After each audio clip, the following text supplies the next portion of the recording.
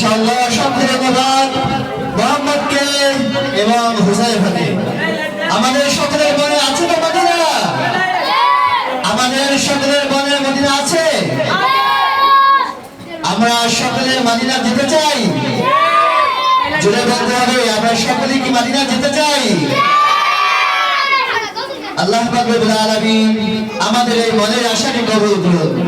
আমরা যেন জীবনে একবার হলেও ওই মক্কা মদিনা